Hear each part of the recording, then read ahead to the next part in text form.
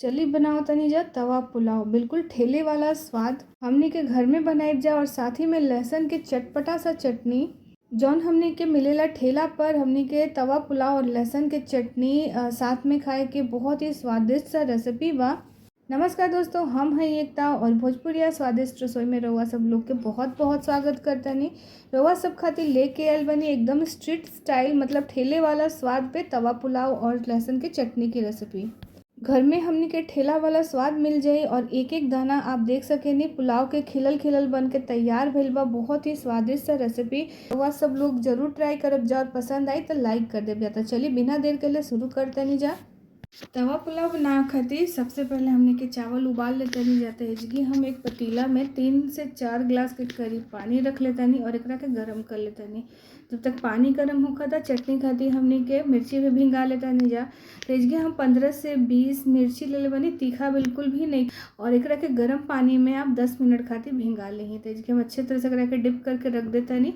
और देखिए पानी भी थोड़ा गुनगुना हो गइल बा। तो अब एकरा में हम डाल दे नमक स्वाद अनुसार, साथ ही में डाली थोड़ा सा हल्दी पाउडर, और एकरा साथ हम इसकी डाले थोड़ा सा तेल। हल्का सा तेल डाले के बाद बिल्कुल 2-3 बूंद आप तेल ले ली और एकरा में डाल करके अच्छे से थोड़ा सा मिक्स कर ली। मिक्स करला के बाद आप एकरा में चावल ऐड कर दी। तेजगी हम बासमती चावल के यूज़ के लिए बनी, लंबा दाना वाला। आप छोटा दाना कोलम वगैरह से भी एकरा के बना सकेनी। तेजी हम बासमती चावल ले बनी एकरा के अच्छी तरह से हमनी के पका लेवे के बाद। चावल के बहुत ज़्यादा नेखे कुक करे के, जब मतलब कि ज़्यादा एकरा के हमनी के ज़्यादा से ज़्यादा 70 to 80% हमनी के एकरा के पका लेवे के बाद। थोड़ा सा कच्चा रही तभी भी चली। अब चावल जब पक जाए ना, देख रखे छान ली। छान करके ठंडा होके खातिर आप एक प्लेट में फैला के या फिर कॉटन के कपड़ा या टावल पे फैला करके रखती ही पंखा के नीचे। और थोड़ा सा कच्चा रही तभी आप एकरा के उतारी। तेजी देखिए चावल एकदम परफेक्ट पक के तैयार हो गया। अब हम एकरा के छान लेतनी और एक जो एक्स्ट्रा पानी बना सब निकाल दी। यानी हमार मिर्ची भी अच्छे से फूल के तैयार हो गइल बा। तब मिक्सर ग्राइंडर ले करके सारा जो मिर्ची बना ओकरा में डाल देतनी। और एकरा में जो पानी हमनी के भिंगा के रखनी है ना, तो पानी भी हल्का सा एकरा में यूज़ करब।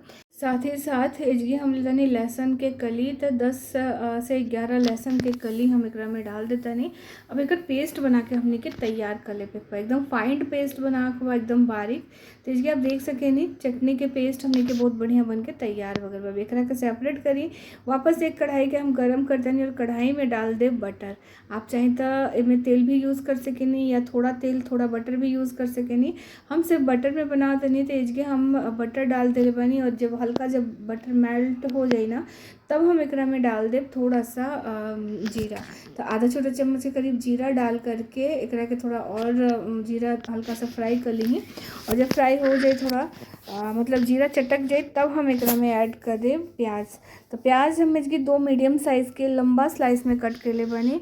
और बटर बहुत ज़्यादा हमने के नीचे पका के, नहीं तो फिर कड़वा सा टेस्ट आवे लगी। हल्का सा मेल्ट हो तभी आप प्याज डाल दी। प्याज के पिंक होके दी और ओकरा बाद एकरा में डाल दी लंबा स्लाइस में कट कर शिमला मिर्च। और साथ ही में जाई एजगी टमाटर। तो सबके लंबा लंबा पतला पतला काट लेवे के बाद। और अब हम एकरा के अच्छे से मिक्स कर लेते। मिक्स केला के बाद हम एकरा में डाल दे पतला स्लाइस में कट कल पत्ता गोभी, और साथ ही में जाए बीटरूट। तो एजगी हम एक मीडियम साइज के बीटरूट के अच्छे से कद्दूकस करके डाल देले बनी। साथ ही में डाल दी फ्रेश मटर, और एकरा के एक बार वापस से अच्छे से मिक्स कर ली। गैस के मीडियम पे रखी और मिक्स करला के बाद हम एजगी आलू ऐड कर देते। नहीं तो उबला हुआ आलू के यूज़ करे के बाद एजगी करीबन हम 3 से 4 छोटे टुकड़ा में काट करके उबला हुआ आलू डालतनी। और एकरा बाद हम एकरा के एक हाली और ही अच्छी तरह से चला दे। करीब करीब आप 2 मिनट यही तरी मिक्स करी। और मिक्स करला के बाद थोड़ा सा जब सब्जियाँ सॉफ्ट हो जाए ना, तब हम एकरा में डाल देव हल्दी पाउडर। साथ ही में जाई एजगी धनिया के पाउडर आधा छोटा चम्मच के करीब।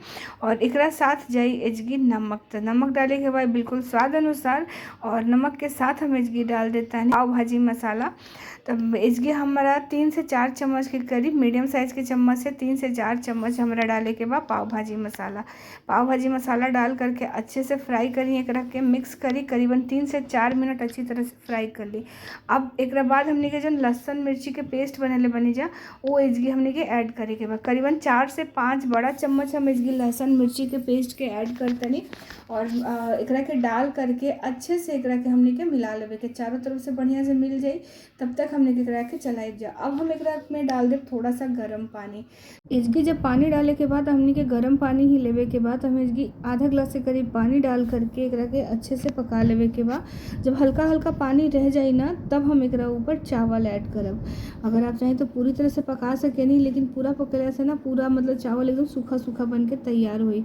अब हम इसकी चावल डाल देता नहीं और चावल डालने के बाद अच्छे से फैला करके ऊपर से डालिए आप कसूरी मेथी। तो आप रोस्ट करके भी डाल सकेनी। हम इस तरीके से कसूरी मेथी चारों तरफ से छिड़क देता नहीं। और बाद हम डाल दे बारीक कटल हरा धनिया, चारों तरफ फैला करके डाली। साथ ही में डाल दी आधा टुकड़ा नींबू के रस। तो इसके हम आधा टुकड़ा नींबू ले बनी और एक रस निकाल करके एकरा में डाल देतनी। और साथ ही साथ एकरा में हम डालब गरम मसाला। तो हल्का सा गरम मसाला का यूज़ करे के बाद आधा छोटा चम्मच से करीब, और गैस के हाई पर रख करके अच्छे से एकरा के फ्राई कर ली। ध्यान रखब कि चावल टूटी ना, नहीं कि चावल ऑलरेडी पक गल बाटे और थोड़ा सा जो कच्चापन रहला वो एजगी भूजत भूजत पक जाई। गैस के हाई पे रख के बढ़िया से मिक्स करी और हमार गर्मा गर्म तवा पुलाव स्ट्रीट स्टाइल बन के तैयार हो गइल बा। चलिए फटाफट से चटनी भी बना लेता नहीं जाते। एक पैन में हम बटर डाल देता नहीं थोड़ा सा। वापस आप इस जगह पर भी तेल के भी यूज़ कर सके नहीं, अगर तो चाहें तो तेल में बना सके नहीं। हम इसकी थोड़ा सा बटर डालता नहीं, साथ ही में हम हल्का सा जीरा डालता नहीं। ओकरा साथ डाल देनी है कश्मीरी लाल मिर्च, साथ ही में जाई थोड़ा सा जीरा पाउडर आधा छोटा चम्मच, और एकरा साथ हम 1 चम्मच के करीब डाल दे पाव भाजी मसाला। साथ ही में थोड़ा सा नमक डाल देता नहीं, थोड़ा सा काला नमक डाल दी।